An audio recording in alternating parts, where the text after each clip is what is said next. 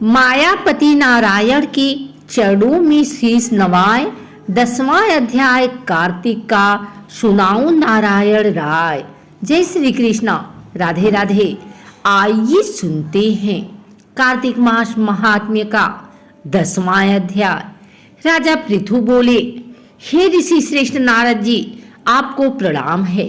कृपया अब यह बताने की कृपा कीजिए कि जब भगवान शंकर ने अपने मस्तक के तेज को क्षीर सागर में डाला तो उस समय क्या हुआ।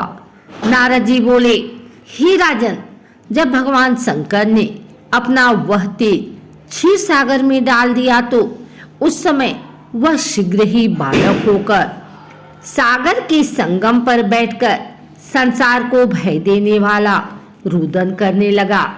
उसके रुदन से संपूर्ण जगत व्याकुल हो उठा, लोकपाल भी व्याकुल हो गए, चराचर चलायमान हो गया।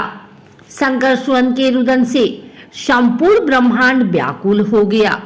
यह देखकर सभी देवता और ऋषि मुनि व्याकुल होकर ब्रह्मा जी की शरण में गए और उन्हें प्रणाम कर उनकी स्तुति करने लगे।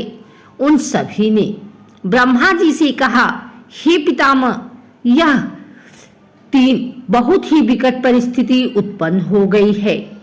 महायोगी, इसको नष्ट कीजिए। देवताओं के मुख से इस प्रकार सुनकर ब्रह्मा जी सत्यलोक से उतरकर उस बालक को देखने के लिए सागर तट पर आए। सागर ने ब्रह्मा जी को आता देखकर उन्हें प्रणाम किया और बालक को उठाकर उनकी गोद में दे दिया।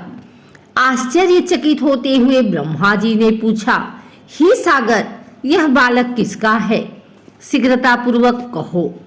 सागर विनम्रता पूर्वक बोला, प्रभु, यह तो मुझे ज्ञात नहीं है, परंतु मैं इतना अवश्य जानता हूँ कि यह गंगा सागर के संगम पर प्रकट हुआ है। इसलिए हे जगत गुरु, आप इस बालक का जात कर आदि संस्कार करके इसका जातक फल बताइए। नारद जी राजा पृथु से बोले, सागर ब्रह्मा जी के गले में हाथ डालकर बार बार उनका आकर्षण कर रहा था। फिर तो उसने ब्रह्मा जी का गला इतनी जोर से पकड़ा कि उससे पीड़ित होकर ब्रह्मा जी की आंखों से अश्रु टपकने लगे। ब्रह्मा जी ने अपने दोनों हाथों का जोर लगाकर किसी प्रकार सागर से अपना गला छुड़वाया और सागर से कहा, हे सागर, सुनो, मैं तुम्हारे इस पुत्र का जातक फल कहता हूँ। मेरे नेत्रों से जो यह जल निकला है, इस कारण इसका नाम जलंधर होगा। उत्पन्न होते ही यह तरुणावस्था को प्राप्त हो गया, इसलिए यह सब शास्त्रों का पारगामी हूँ। महापराक्रमी, महावीर, बलशाली, महायोद्धा और रण में विजय प्राप्त करने वाला होगा।